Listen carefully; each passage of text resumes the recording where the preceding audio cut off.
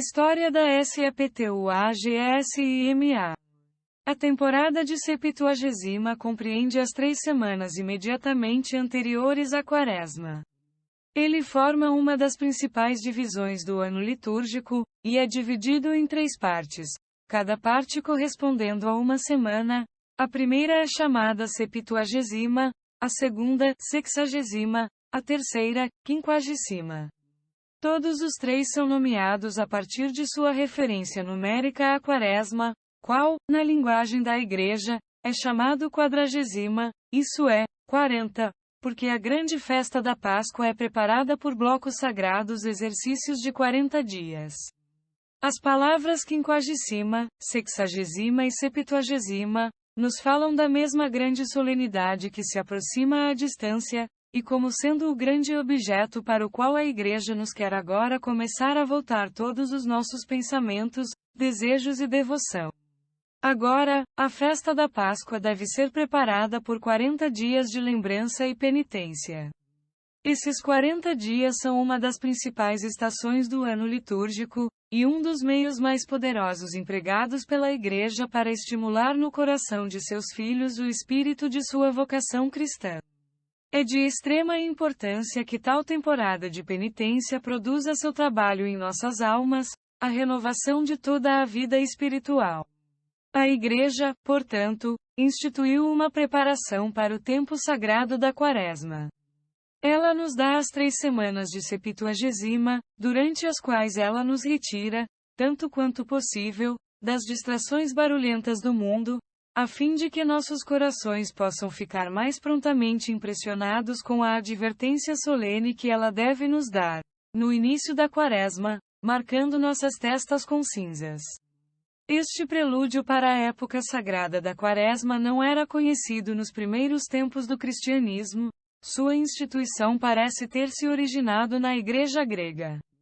A prática desta igreja era nunca jejuar aos sábados, o número de dias de jejum na Quaresma, além dos 6 domingos da Quaresma, nos quais, por costume universal, os fiéis nunca jejuaram, havia também os 6 sábados, que os gregos nunca permitiriam que fossem observados como dias de jejum, para que sua Quaresma foi curto, por 12 dias, dos 40 passados por nosso Salvador no deserto.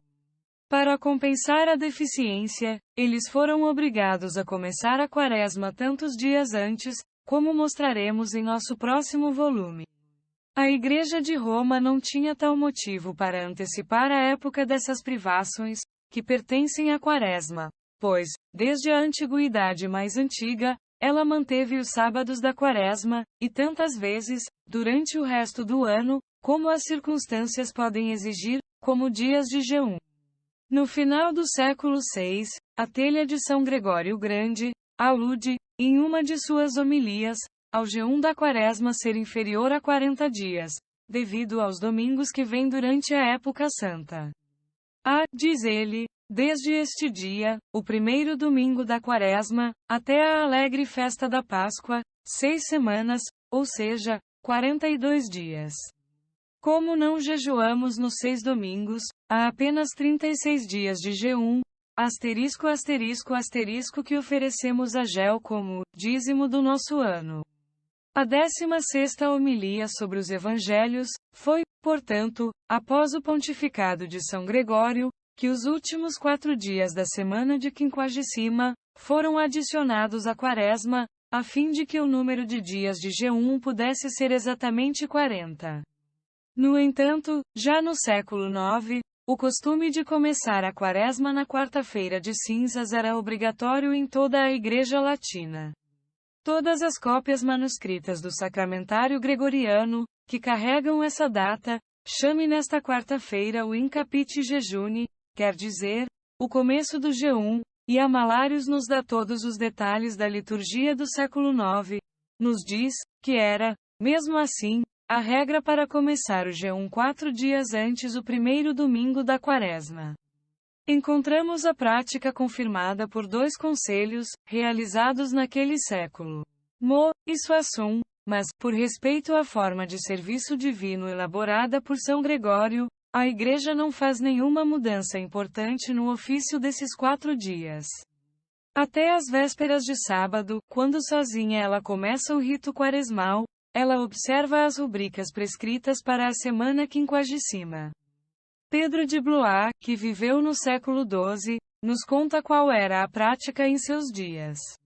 Ele diz: todos os religiosos começam o jejum da quaresma em septuagésima, os gregos, em sexagésima, o clero, em quinquagésima, e o resto dos cristãos, que formam a igreja militante na terra, começam sua quaresma na quarta-feira seguinte à quinquagésima.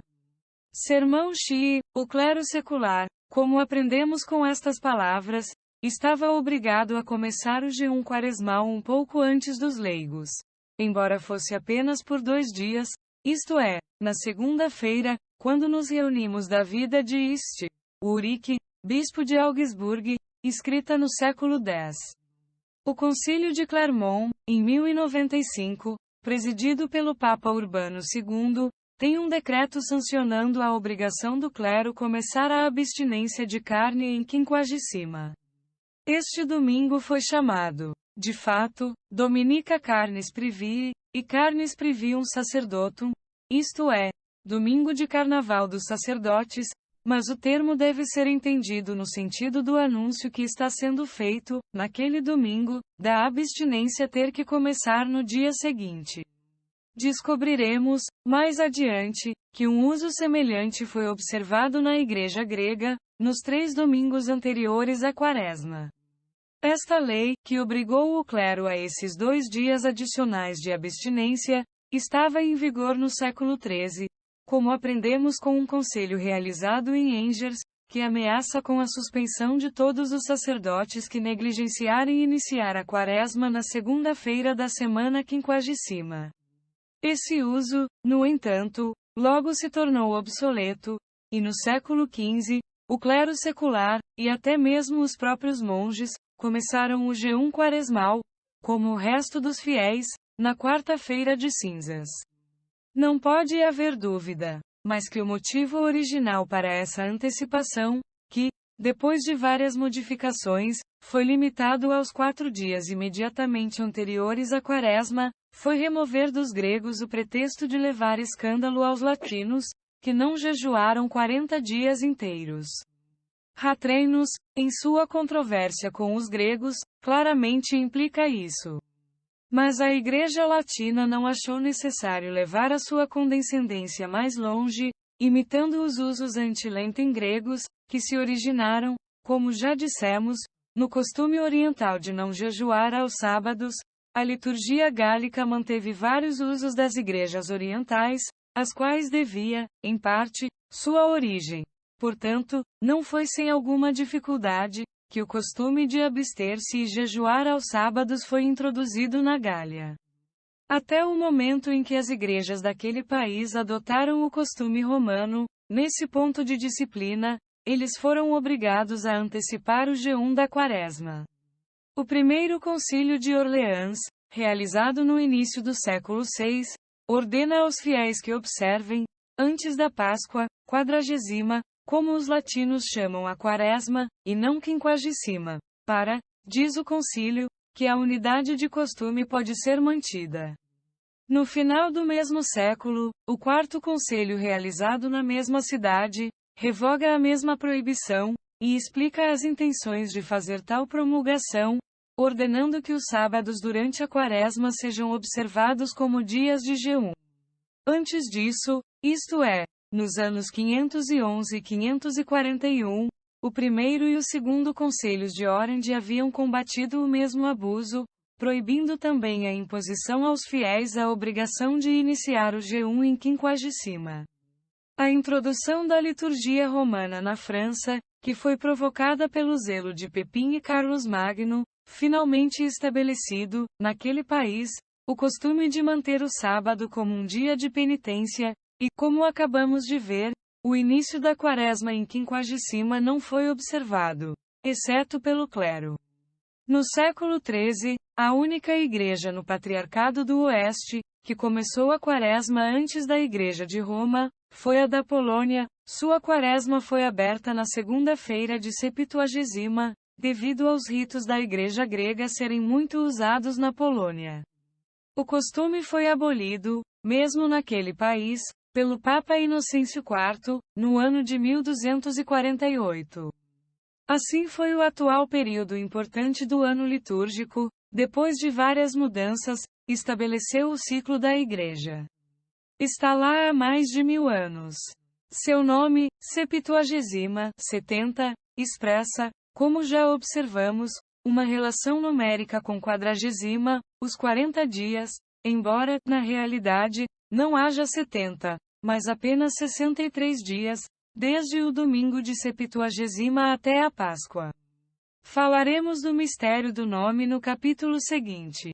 O primeiro domingo da Quaresma sendo chamado Quadragesima, 40, cada um dos 3 domingos anteriores tem um nome expressivo de mais 10. O mais próximo da Quaresma sendo chamado Quinquagesima, 50, o do meio, Sexagesima, 60, o terceiro, Septuagesima, 70. Como a temporada de Septuagesima depende da época da celebração da Páscoa, ela vem mais cedo ou mais tarde, de acordo com as mudanças daquela grande festa. Os dias 18 de janeiro e 22 de fevereiro chamaram as chaves da Septuagesima, porque o domingo, que se chama Septuagesima, não pode ser mais cedo no ano, do que o primeiro, nem depois do segundo, desses 2 dias.